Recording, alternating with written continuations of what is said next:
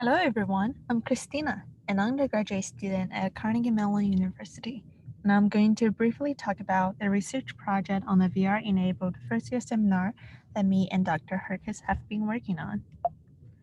This course, Unreality, Immersive and Spatial Media, is a first-year seminar developed by CMU faculty Lauren Herkes and Thomas Corbett.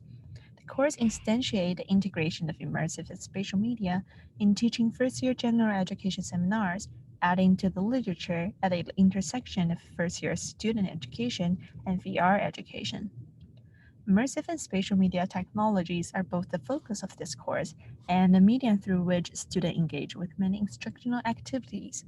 Among other learning goals, the course introduces students to immersive and spatial media, contextualizes this media historically, culturally, and technologically, problematizes design and development efforts, and promotes mastery of critical media analysis skills. Because of the pandemic, this course has incorporated the virtual technologies even more than originally planned. By conducting a descriptive case study on this course, we plan to explore the implementation of VR-enabled pedagogies in first year at general education seminar context, student trajectory toward mastery of learning goals. Before the semester began, most of the 36 students enrolled in this course lacked prior experience with immersive and spatial media.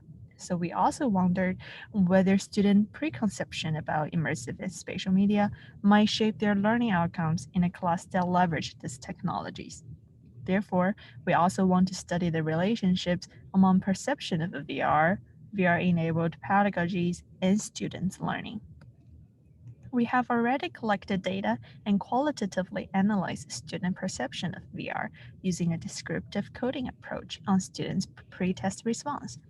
The pretest included a prompt that asked them to describe the grand challenge that humanity faces with regard to immersive and spatial media, and why do you think it's such a big challenge?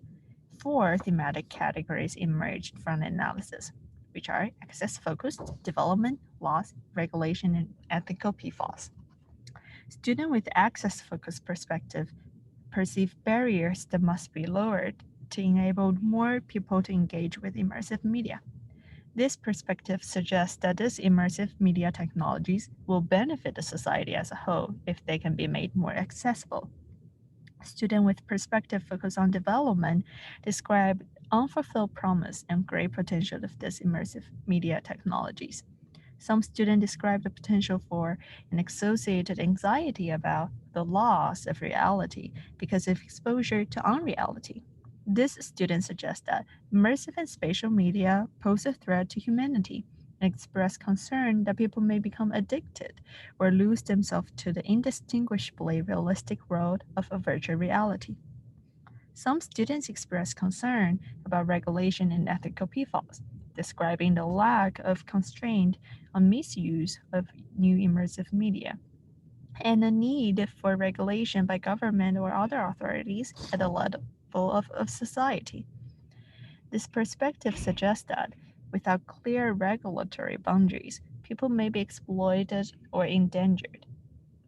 To measure students' learning gains, we will quantitatively evaluate performance across multiple assessment of critical media analysis skills. This includes written reflection, descriptive analysis, concept design products, and more. So as the 2021 spring semester just ended, our next step will be to describe students' learning and compare learning trajectory of students with diverse perspectives of immersive spatial media when the semester began. In summary, this study will contribute a novel suite of pedagogical approaches leveraging VR, an evaluation of the effects of VR-enabled pedagogy on learning in a first-year general education seminar, and foster our understanding of the effects, if any, of students' perception of immersive and spatial media on students' experience and learning. Thank you so much for your time, and if you have any question or are interested in this research, feel free to come by our presentation at the conference. Thank you.